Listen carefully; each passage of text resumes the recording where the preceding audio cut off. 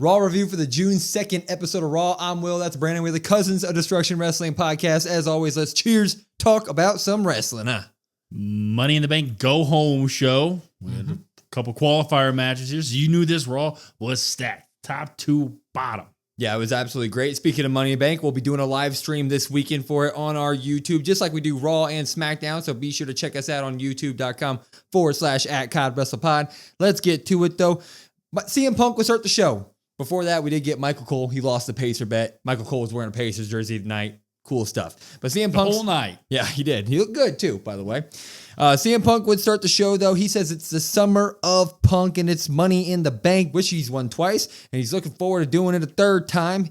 But the goal is that he wants gold. It's time for CM Punk to become a champion again. He calls out both champions. He says, Jay, if it comes down to it, it's nothing personal. It's just business.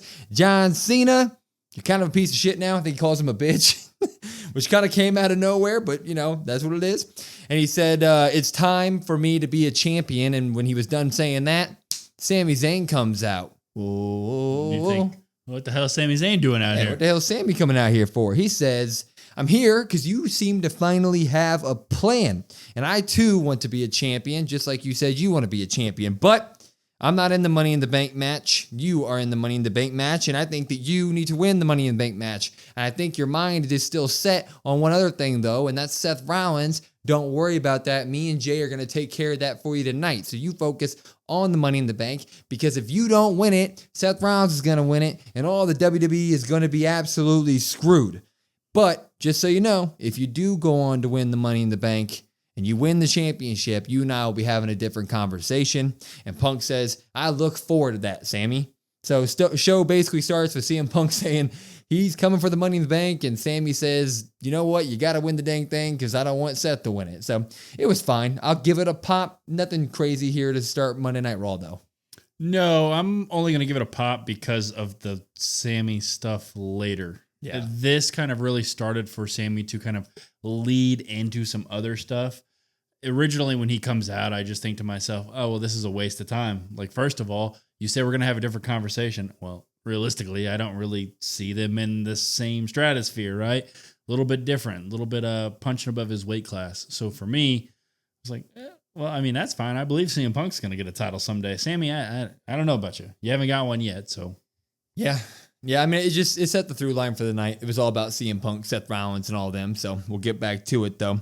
We would go backstage, and Liv is talking to Raquel, and Roxanne walks up to him, and she says, look, basically, let me be on your side tonight when you go out there to try to qualify for the Money in the Bank. I can help you out. And Liv says, nah, I don't need you. Let me do this by myself. She kind of alludes to last week's stuff, and it seems like she's back on Raquel's side with things.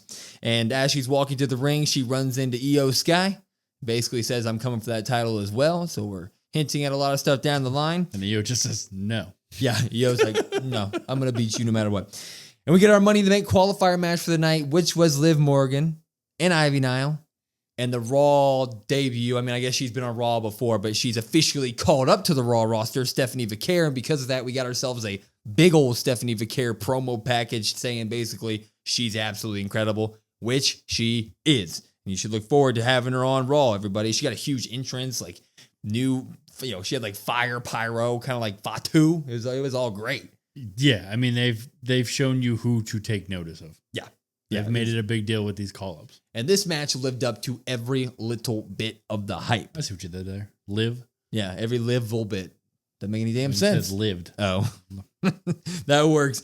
Anyway, Steph was started out really, really hot here, and she was getting this like springboard crossbody to both of them. She does her devil's kiss to Liv and to Ivy, but midway through the one to Ivy, Liv comes over and drop kicks her, and that would spring us into Liv's offense, where she would do the three amigos to Stephanie and like land on to send the third amigo on to Ivy Nile, which was really nice. And then Ivy Nile got her offense in where she did like a double German suplex to all of them. So they were basically putting on an absolute show. I will say it here because we get it throughout the night. There was about 60 seconds in each match where the crowd was chanting, "We want our truth." So that they didn't fully take over, but we definitely heard them yelling tonight, which is also really good to see, right?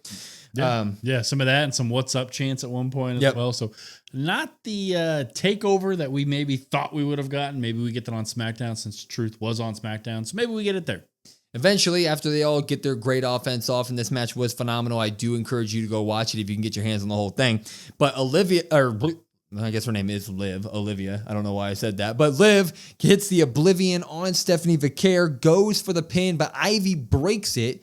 She then goes for the pin herself and doesn't get it. Match spills outside Ivy and Liv. Ivy ends up sending Liv into the steel steps, taking her out. Ivy goes into the ring. Steph pops up, hits her finisher. 1, 2, 3. Bang. Stephanie Vicaire, she not only makes her official Raw debut, she also qualifies for the Money in the Bank by beating Liv, by beating Ivy Nile. And I think this decision is absolutely amazing. That's the way that you introduce someone like Steph to the roster. Popping all of it. Yeah, you kind of have to pop this. I mean, it is your first match of the night, right? It's your last spot in the women's Money in the Bank qualifying matches here. Right away, like you said, they made it very apparent, like you need to take notice of Steph. If you don't know who Stephanie is, here she is. She's awesome. There was a cool promo package about how when she started young, she was a fan, how she turned into this badass, basically. Hey, she does really cool stuff. She's awesome. She's great. Watch out, basically, was what she got. And then it went and delivered on the match times 10. I mean, we all had really high expectations for this match, and it still exceeded that. Liv looked amazing. Ivy looked amazing. Stephanie obviously looks amazing here. You made a really good point during the live stream that it wasn't like, hey, I'm going to get my offense. I'm going to get my offense. I'm going to get my offense. I know we kind of broke it down that way, but it was really easy flowing for the triple threat match here. And like you said, the right call here, you call her up. I had thought maybe Liv was going to get the win just because of, hey, maybe she's kind of already past that. Maybe she's already just straight up going against Io. But you look at that field and you think about all the different branches from that field, which we kind of get to a hint a little bit later in the night. You're like, yeah, sign me up. Right choice. Fantastic choice.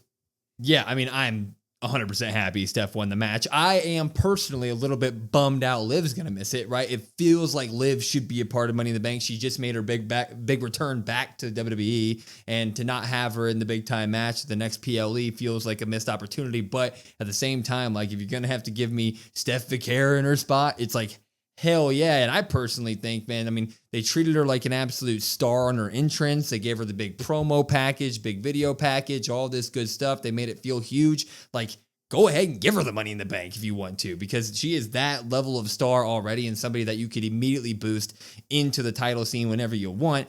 And they followed up on that because later in the night, Stephanie Vicaire is doing a backstage interview. Rhea Ripley walks up to her and just gives her basically a verbal handshake and just kind of says, like, I'm here, you're here, let's get after it down the line. So that's something to look forward to too. But Stephanie Vicaire qualifying for Money in the Bank, man. Yes. Just yes. Yeah, I mean, they hinted at that right there. She's basically just like, Stephanie, well, I'm Rhea, basically is what you get. And that's where I'm like, okay, yeah, that's what I want. I'm spoiler alert here. I'm not going to pick her to win the Money in the Bank because of that interaction. Maybe if I didn't get that interaction, I would have been like, yeah, give that to her. But as soon as I saw Stephanie and as soon as I saw Rhea, I was like, yeah, that's what I want. I want that match. Stay tuned for Money in the Bank predictions later this week. Mm-hmm. We'll move on, though. AJ Styles backstage because he has a Money in the Bank qualifier. Birthday boy AJ Styles. Happy birthday. And Christopher. Yeah, from our chat. And Paul Heyman walks up to him, and basically Paul Heyman tries to talk AJ Styles instead of going after Dom instead. He's like, going after Dom doesn't have a challenger for the IC title. Just go be a challenger against Dom. Winning the Money in the Bank's difficult. You don't want to do that. And AJ's like, bro, you're not going to threaten me out of this. And tell Seth Rollins I'm coming for him. So that was kind of a fun thing for Paul to do that. I thought he was going to do it to Grande too, but he didn't, which kind of sucked, but it was fun. And we also got Rusev calling out Sheamus. He said he's trying to fix the weak. And last week when he was beating up on Tozawa, Sheamus stopped him from doing so. And so he's going to be honored to defeat a legend and break Sheamus. And Sheamus is talking to Tozawa and the Alpha Babes, and he's just encouraging them. So, you know, he's being the babyface in this feud. But he says he bullies, and he's ready to take on Rusev. So that's still going on. Yeah, I mean, I don't really need a lot. Yeah. Neither of these two guys have been excellent promo workers, right? Like, that's not what I sign up for. When I think of Rusev or Sheamus, I think of just, hey, get in a ring and just destroy each other. So no promos are really going to sell me on anything. Just ready for that fight. 100%. We will get our next match, though. It was the War Raiders taking on the Judgment Day, Finn and JD. They got like a new intro too. They also got new theme song. It was all, I don't know what it was, but New Day was also on commentary here for a little bit because the match spills out right away with the War Raiders and everybody's talking smack to the New Day. The New Day don't like get physical. They just are kind of yelling, and that's enough for the ref to be like, you two, get out of here, which was kind of a bummer because the New Day on commentary during these tag matches is like the entertaining part for me for a lot of these tag matches. On the Raw side, yeah. Yeah. Yeah, the Raw side, that's basically what we boil it down to. The Raw tag division is New Day on commentary. Yeah. Just say it again, you know? Yeah, so the War Raiders were doing their War Raider thing to start the match. Eventually, Judgment Day cheats, right? They one grabs somebody when they're not supposed to, and so they get a bunch of offense in. Eventually, though, Ivar and Eric, the War Raiders, they would get the advantage again. I think Eric gets thrown into the steel steps on the outside or something. He gets taken out, but Ivar's destroying both of them in the ring, and he goes to the top rope when Roxanne Perez, out of nowhere, she hops up, she takes Ivar's eye off the ball, and the ref even looks over there. And so the ref and Ivar are distracted. That means JD gets a pop up, throws Ivar's face against the post. He falls off. Finn jumps up, hits the coup de grace. 1, 2, 3. J-Day get the win there. We find out later in the night that was a number one contender match, right? So was it? Yeah. Because then later on in the Judgment Day segment, they talk about that. Yeah, but and in the New Day one too. Yeah. So Roxanne is helping Finn Balor here, helping all of them, and they get the win. And I think that kind of saved this for me. I really like the Roxanne Finn stuff. We'll talk more about it later, obviously, but for this match, I liked that. I'm going to say that makes me give it a pop. Yeah, I'm going to give it a pop, and it's not really for anybody in the match. Yeah. Like, it's for the Roxanne stuff. It's for the storyline stuff, which is all good. I am going to give it a drop, though. Oh, okay. Also, a pop and a drop. Okay. I'm dropping it. No Carlito, obviously. Obviously, it makes sense. Carlito would have been in that spot that Roxanne was in. Carlito could have done it just as good as Roxanne did. The fixer. Exactly. Yeah. But they've got a new fixer. Sad day. And there's no 2K anymore. And she doesn't need an app. So I just kind of have to drop it just for the whole Carlito. They take their PS5? Yeah, Carlito took it with him. He's like, I'm out, guys. I can't use Raquel's credit card anymore. So what's the point, sure. you know? We get a Becky promo vignette package that they do. She says that Lyra has screwed her out of the IC title and the Money in the Bank, and she's forgotten that all that Becky's done for her. She's great because of me. She says that Money in the Bank, even if I lose, it'll be a bad day for Lyra because I'm the best thing for her. And that's when Lyra would be storming out to the ring, and she immediately calls Becky to the ring. She says, it's so nice of you to say those stuff behind camera backstage. How about you come out here and say it to my face? And she calls her out. Becky does come out. And when Becky gets to the ring, Lyra's like, no, actually, you shut up. I'm going to talk my part. She says, you are delusional and sad. You're on top because you were a nice person. Then you turned to a bad person. And you've kept your spot ever since. I have changed, but I've changed because of my anger that you have caused in me. No one has hurt me more the way that you have, but you unlocked a side of me capable of destroying you. So I'm going to beat you at Money in the Bank. When Becky comes back, she says something along the lines of, you say that I hurt you emotionally, but I don't believe it. You just want to hate me because you want to replace me. I wanted to make you better, but not anymore. And she starts to leave the ring, and Lyra's like, well, how about we just do this now instead of you leaving? And Becky's like, no, I don't fight in wherever they were, Tulsa. I don't fight in Tulsa. And Lyra's like, okay, well, I'll bring the fight to you. And she chases Becky down. They fight on the stage. A couple refs come out there, and they separate them. So Lyra and Becky, great feud, continuing. Looking forward to the Money in the Bank match, but nothing really in this promo got me more excited. I'm just already sold on this a lot. These two are obviously gold when they're together on the mics, so it's great for both of them. I'll pop it. Yeah, I'm going to pop it. It's kind of a slight pop for me. Nothing, like you said, nothing really to write home about here. I liked Lyra saying she's tapping into the angry side. Maybe we get to see more of that to kind of bring another dimension to that character that we're finally getting to learn a little bit about. And then Becky had some good one-liners. Becky had some good stuff. You can tell Becky's really enjoying the heel side of things. And I think that's, for me, out of this feud, that's like the best part. Like, I'm excited when Becky comes out. I'm excited when she delivers the heel promos because they're damn good. They're exciting. I'm like, okay, what's she going to say now? And then it just helps Lyra look that much better. Lyra, got some what chance tonight and didn't stumble, didn't stutter, just kept on going. So that was impressive as well. Yeah, Becky is definitely enjoying this heel turn. I think she's doing some of the best work on her promos maybe in her career. I mean, she is just loving every second of this. And, nothing builds a superhero like a really, really good villain. And that's the fallout of this is like Lyra looks better and better every single week because of the work that Becky's doing. And it's phenomenal. I mean, Lyra's great in her own right. So you'd say Becky's correct. No. Well, Becky's doing really well. She's correct in a lot of ways. She has made this feud has definitely helped Lyra come out of her shell. And she looks absolutely great. She's flying, some would say. Woo. But this feud's awesome. I'm looking for their money. Damn. Looking forward to their Money in the Bank match as I go through puberty on camera.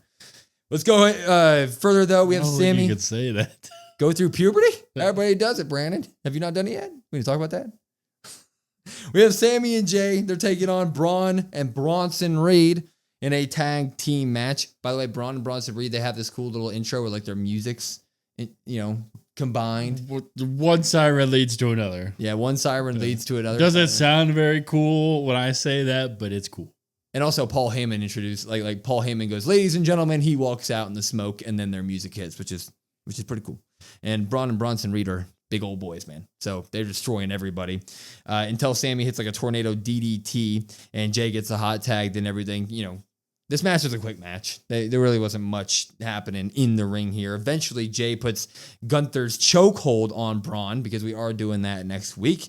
But Bronson Reed breaks it up and all hell breaks loose and suicide dives take out everybody. Everybody's in the outside going absolutely crazy, but they're all taken out when out of nowhere, Seth Rollins is there. He stomps Jay's head into the mat, or I guess into the outside area. Ding, ding, disqualification.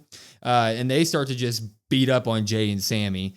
They get Sammy all the way to the announce table, and Braun Breaker's holding him. And Bronson Reed gets in the ring onto the top rope like he was going to do a tsunami from the top rope to the outside announce table. And I was like, you are going to kill this man if you do that. I don't think you get there. I don't think you get there either. I don't think you. That's a long jump. That's a long jump, man. When CM Punk shows up with a chair, he smacks Braun Breaker in the back, and I think he might hit Bronson Reed as well. He throws it at him. He throws it at him. Yeah, he hits the B button. He hits the B button, throws it at Bronson Reed, but he scares off Seth Rollins, and Seth Rollins, Braun Breaker, and Bronson Reed with Paul Heyman. They meet on the stage, and they look up at Punk, and Braun Breaker wants to kill the man, but Seth stops him and says, no, we know where he's going to be later tonight. We have him right where we want him.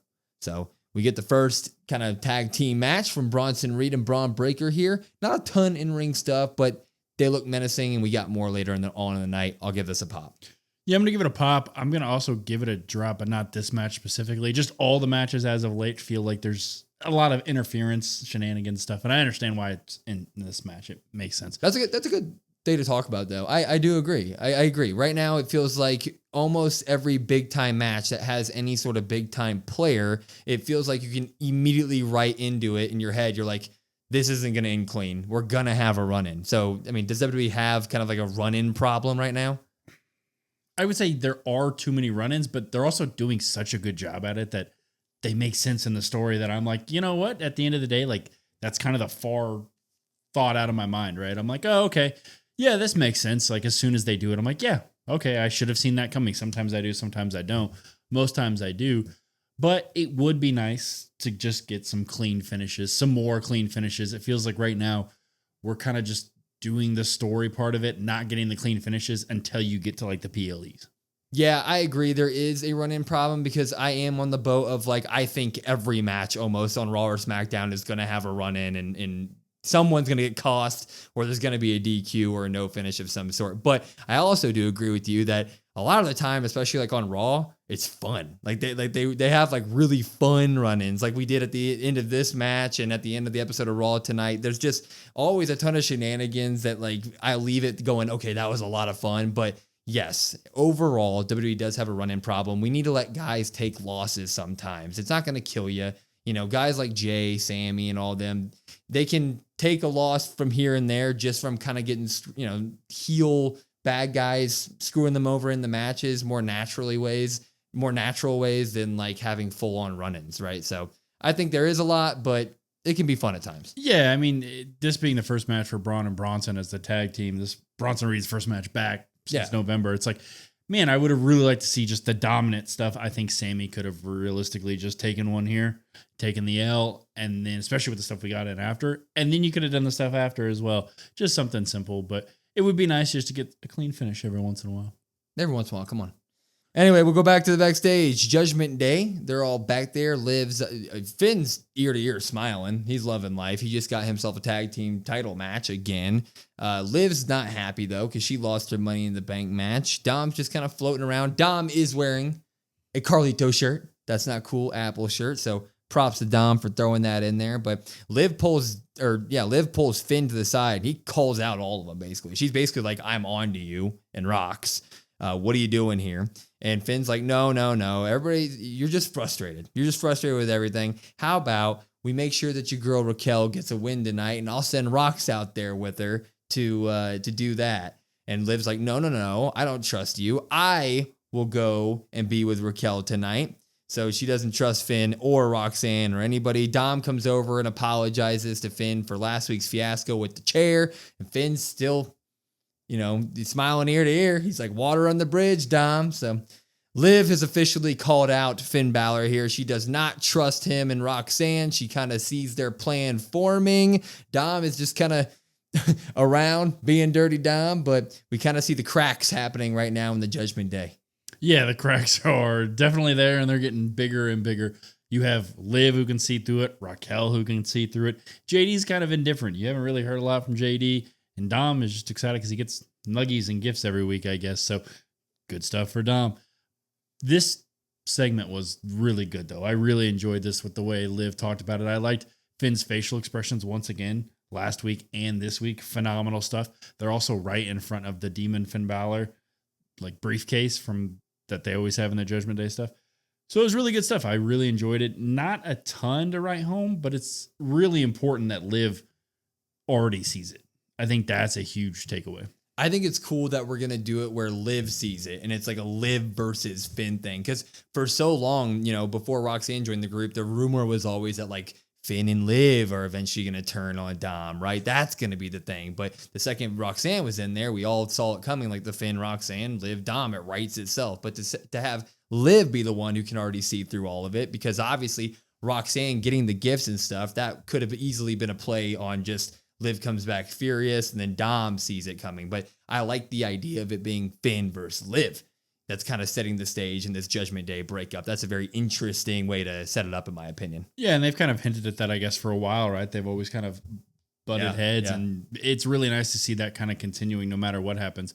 I would like a little bit something from Dom. I mean, I understand. Yeah, Dom's just like the goofy, lovable chicken nugget eating champ. I put that on a t-shirt. But I would like a little bit something, even if it's just him saying something. Just a line or two here or there, Yeah, I mean, he hasn't been in the ring in 4 weeks. He's still the greatest IC champion of all time and greatest living Mysterio of ever. So anyway, we'd send Raquel and Liv out there to face Kairi Sane. And this match was Raquel really big, Kairi really small. How is Kairi going to cut the tree down? And she would throughout the match. I mean, Raquel got a bunch of offense, and she even caught Kairi when Kairi did an apron dive, and Raquel caught her and swung her into the apron. So she was doing all the big stuff. But eventually Kairi would have a big comeback and she would go for insane elbow. But that's when Liv popped up and distracted her, and all hell would kind of break loose. But Io Sky shows up to save Kairi Sane. She runs out there. She sends Liv into the post, and Liv eats it or something, because Liv gets split open. Into the post is right. Liv gets split open. She is getting busted open. She is. She needs to be a little bit. Her and Chelsea. A little bit more cautious. Yeah. But Raquel does this thing where she bends through the top rope and grabs Io by her hair, but she's right next to that post, and Kairi comes and drop kicks her face into the post, nails it. Kairi hops up, hits the insane elbow. 1, 2, 3. Kairi Sane gets the win with the help of Io Sky here. This was a quick match. It just kind of further establishes that Liv isn't getting it done. Liv and Raquel aren't getting it done for each other right now, right? So it furthers everything we're just saying with the Judgment Day stuff. And so I kind of combined the last two. We didn't pop or drop the last one, but I'll just drop or pop all of this in one, right? Yeah, I'm going to pop it. Also, Kairi gets the win here. Yeah. So that's super exciting. She gets another win, builds momentum. So good for her. Nice to see her back. It would be nice to see Io kind of doing something that's not random backstage stuff or random running out to just help Kairi. I mean, that is your women's champion after all. But I guess her and Tiffany are both kind of on the same field right now. Yeah. Wait and see what happens with Money in the Bank. Yeah, we kind of are in a lull with the women's champions. They need to figure that out ASAP. Also, something they need to figure out, Karrion Kross, he got about 60 seconds here. We'd like to see that. He was popped. He's backstage with... People were cheering. People yelled. And it's with Sammy. And Sammy just kind of... Karrion Kross is like, talking about him losing again. And Sammy pops up and he's like, dude, what is your issue? And Kross is like, you're a loser.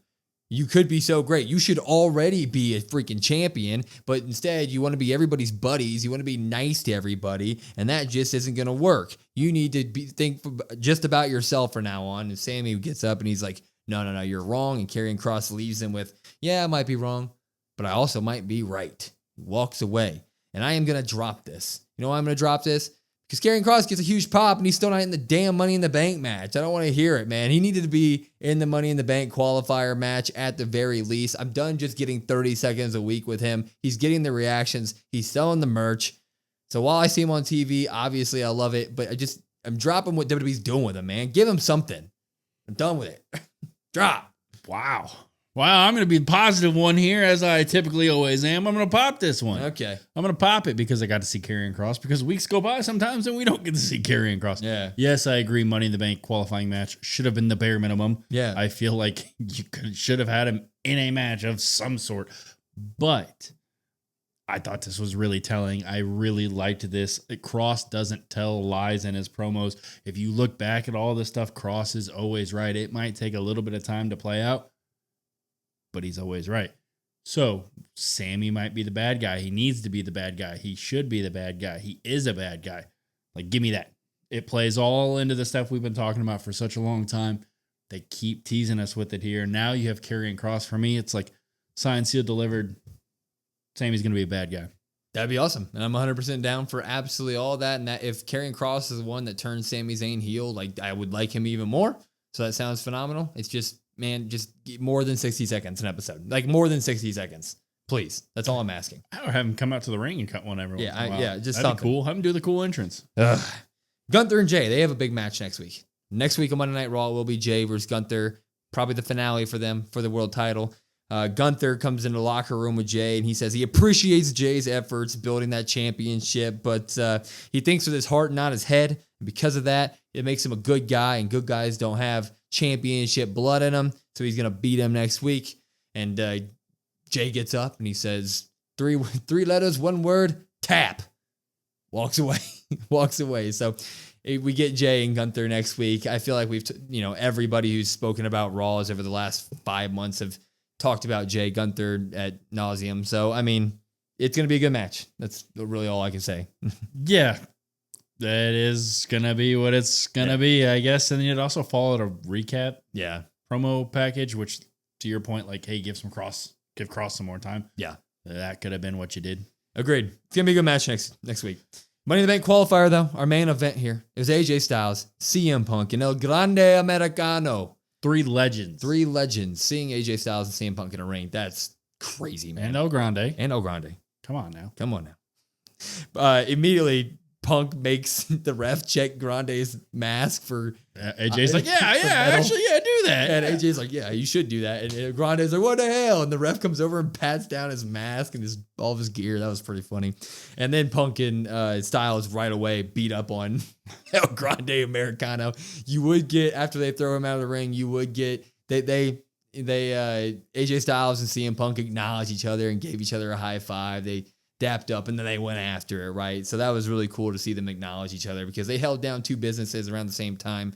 They were doing great things. So that happens. But actually what ends up happening here is El Grande has a lot of the offense this match. The match spills out of the ring and Grande does like an apron senton to Punk and then he just like shoves AJ Styles into the announce table, which is absolutely insane. He doesn't like go over it. He just goes like into it and then it ends up on top of it. Gracias.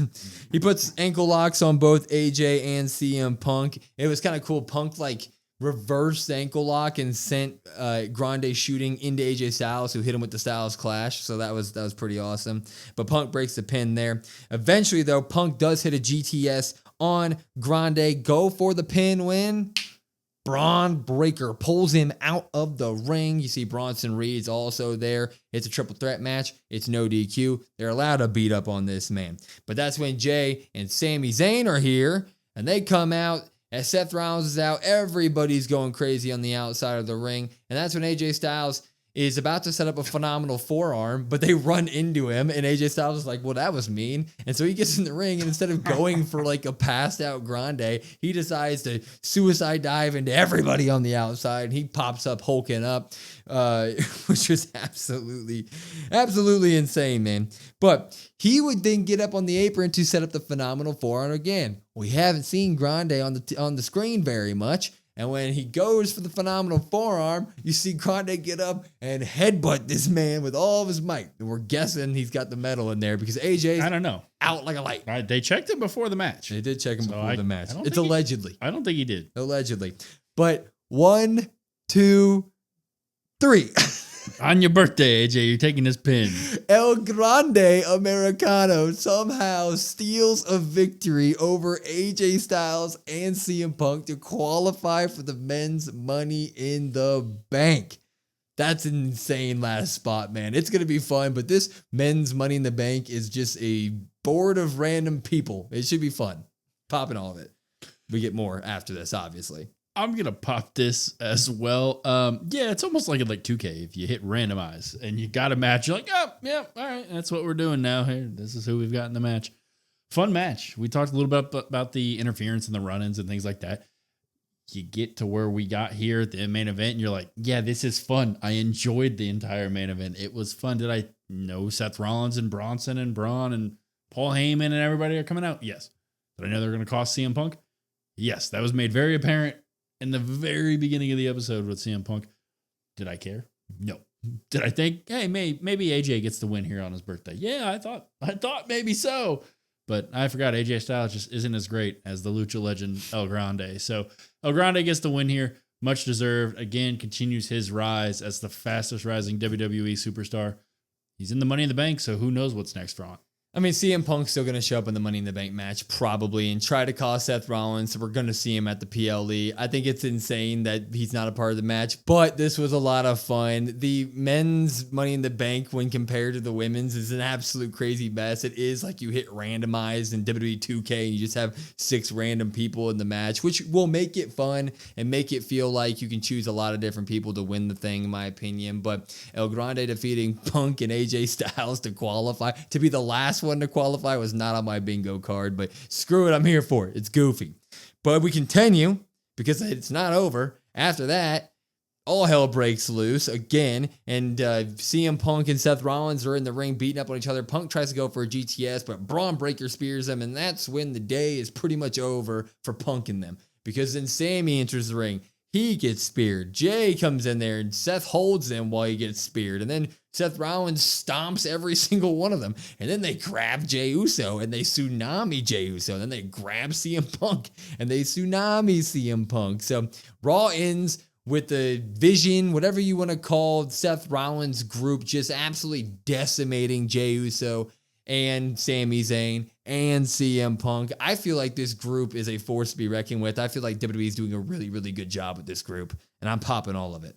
Yeah, you have to pop it. I mean, this is just fun stuff. You look at these 3 guys, and you're like, yeah, they're set. That's the veteran guy, and he's got these 2 behemoths behind him. So, yeah, what can they do? Oh, they just utterly destroy people. Oh, they think it's over, but it's not over. They just continually keep going. So, yeah, I mean, how can you not be all in on this faction? You kind of have to be. I mean, if you're not, you better choose one side or the other, I guess, because they're going to be a force to be reckoned with for a long time. Yeah, they do this thing where it feels like even when you get the advantage of them, they're going to end the night standing tall, which I think is necessary in like a group. We see a lot of factions in WWE recently with like the Secret Harvest and the Judgment Day for a long time there, where like they acted as though they were the big bad faction, but they really couldn't do much. Even the Bloodline 2.0 kind of had those moments of being kind of Looney Tunes-ish. This group feels like you may get an advantage on them for like a couple minutes, but they're going to decimate you at the end of the day. It really feels like they are like looming over all of Monday Night Raw, and that's exactly what I wanted the faction to do coming out of WrestleMania. So like props to WWE. I think they're doing a great job. Yeah, they're a big deal and they feel like a big deal. And like you said, you may get them once or twice, or even you might end the show on top, but at the end of the day, you're going to end up losing. And who knows what happens after that? There is still rumors of maybe a fourth person. Maybe that ends up happening. Maybe they're even stronger. Screw it. Boy. They're Karrion Kross. Oh, boy. Sami Zayn. I mean, Karrion Kross could be in for El Grande. Could be. It is what it is, though. Could be. It is what it is. 17 pops, 3 drops. It was a great episode of Monday Night Raw, and we loved watching it with you guys on our live stream at youtube.com/@CodWrestlePod for Raw, SmackDown, and this weekend, Money in the Bank. Please show up. It'd be absolutely great to have you all there. And for everything else, at COD WrestlePod, COD WrestlePod. We have a link tree. It's got all of our links to absolutely everything you'd ever want. So we would love you guys to come and follow all that stuff, support us, because we're confident that you'll love our wrestling content. But I'm Will. That's Brandon. We're the Cousins of Destruction Wrestling Podcast, and we will see you next time.